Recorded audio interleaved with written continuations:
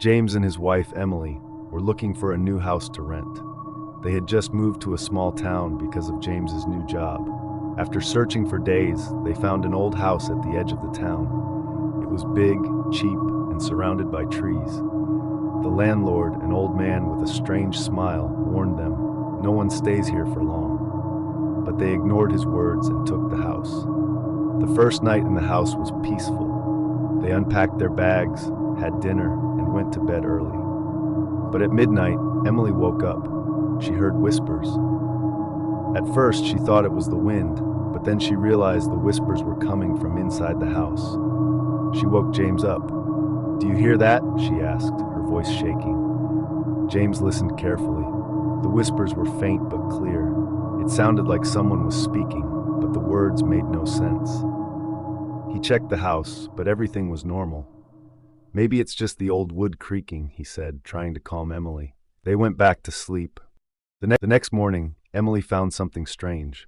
On the living room wall, there were scratches, as if someone had tried to write something.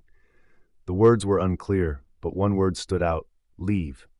She showed it to James, but he laughed. "It's probably just old marks," he said. But deep inside, he felt uneasy. That night, the whispers returned. This time, they were louder. James and Emily sat up in bed, holding each other. Suddenly, the bedroom door creaked open on its own. James jumped out of bed and turned on the lights, but no one was there. Emily wanted to leave, but James convinced her to stay for a few more days. "We just moved in. Let's not be scared so easily," he said. The next day, they met a neighbor, Mrs. Collins, an old woman who lived nearby. When they mentioned the house, her face turned pale. "You should leave," she whispered. "Many people have rented that house before you. None of them stayed for long." James and Emily asked her why, but she refused to say.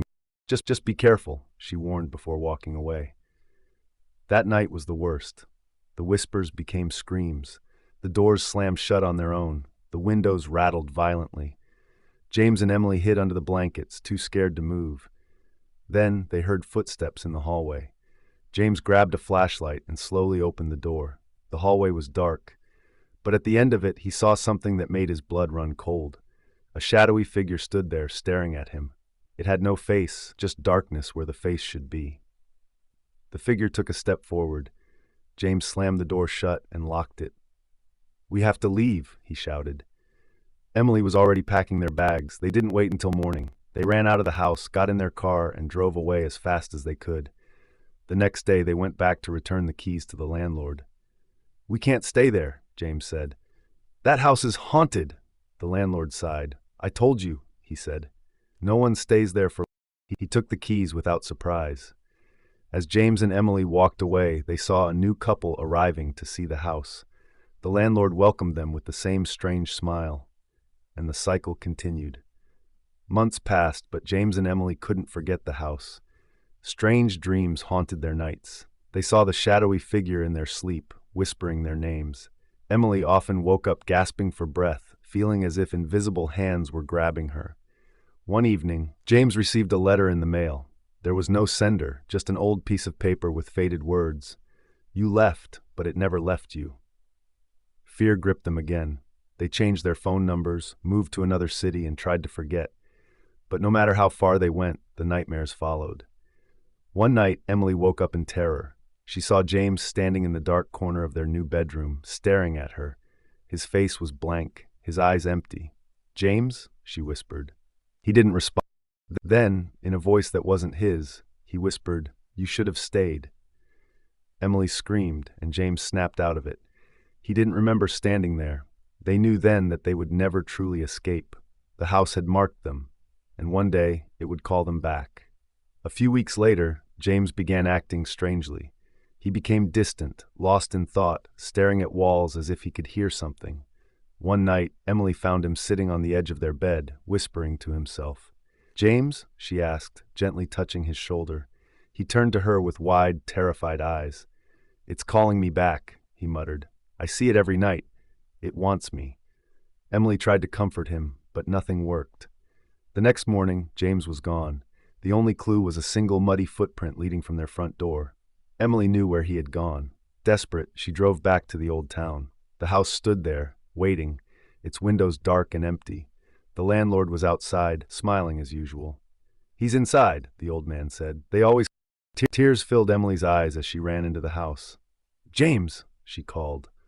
The house was silent. The air was cold. She stepped into the hallway and saw him. James stood at the end of it, facing the wall. His hands were shaking. "James, we have to leave," she pleaded, grabbing his arm. Slowly, he turned.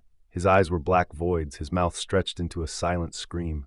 "We never left," he whispered. The door slammed shut behind Emily. The landlord's laughter echoed outside as the house welcomed another soul. A week later, a real estate agent listed the house for rent again. The landlord never struggled to find tenants. A young couple arrived, smiling, eager to move in. They ignored the feeling of unease in their stomachs. They signed the contract, shaking hands with the landlord. That night, as they unpacked, the whispers began again. The cycle would never end. The house was always hungry. Reach out outside as the house welcomed another. Before watching my next story, if you like my stories, then subscribe my channel, share the video, and click the bell icon. Story 2. David and his wife Lisa were looking for a house to rent.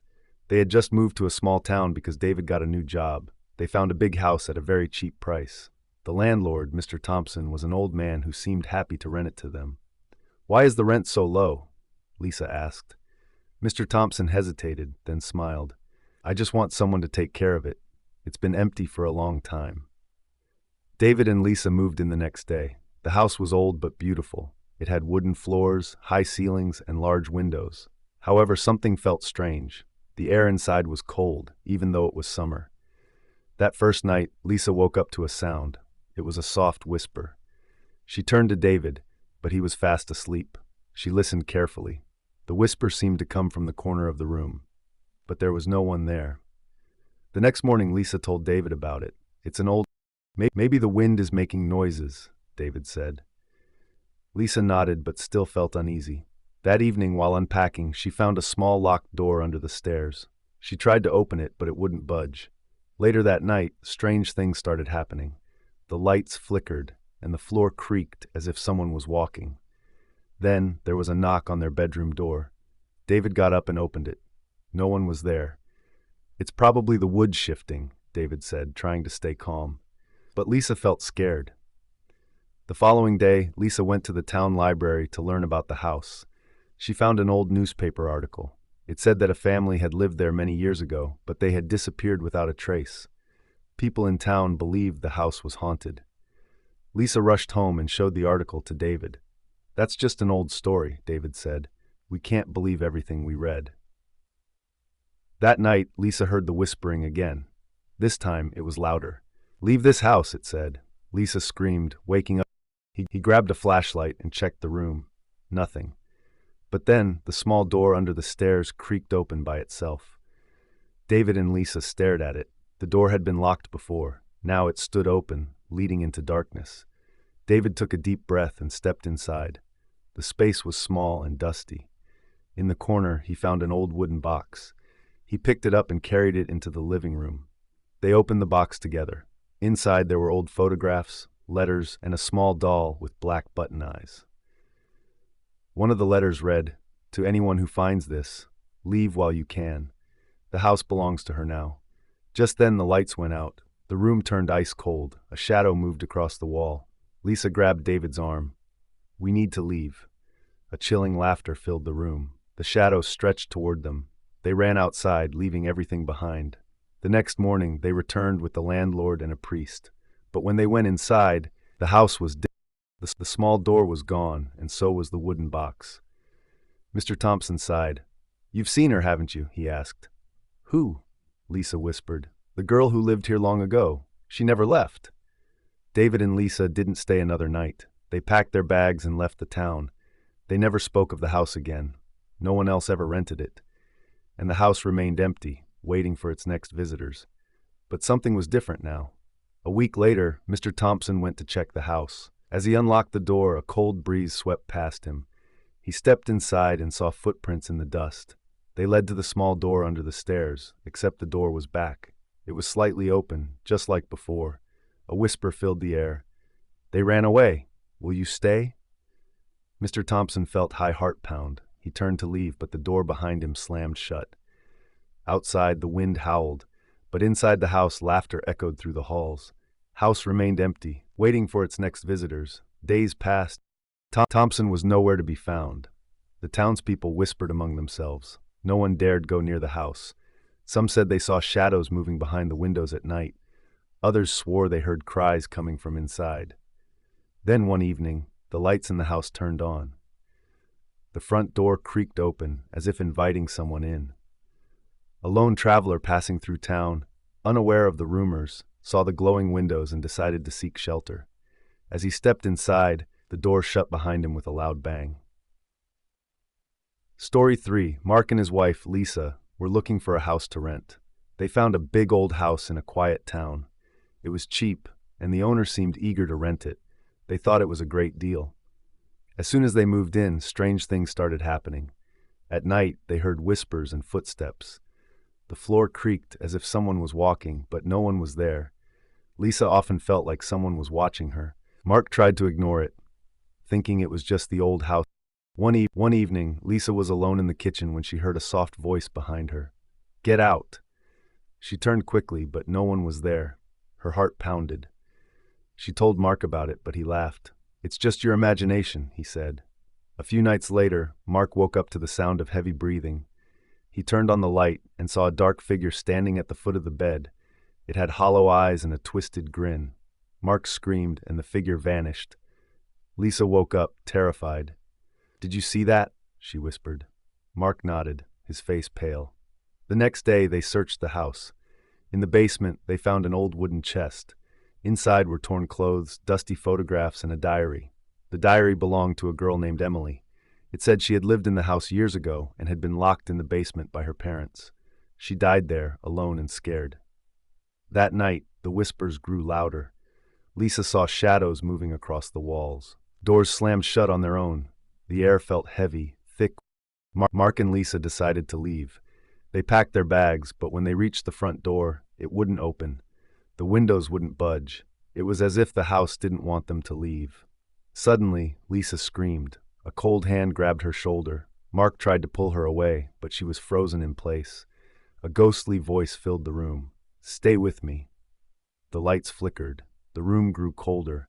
With all his strength, Mark kicked the door. It burst open. Grabbing Lisa, he ran outside. As soon as they stepped out, the house became silent. The whispers stopped. The lights inside went out. They never looked back. The next morning, they returned with the police, but the house was empty. There was no furniture, no signs of their things. The basement was sealed shut. The officer told them, "This house has been abandoned for 50 years. No one has lived here." Mark and Lisa left the town, never speaking of the house again. But sometimes, late at night, they could still hear the whispering returned. The house had found its new guest.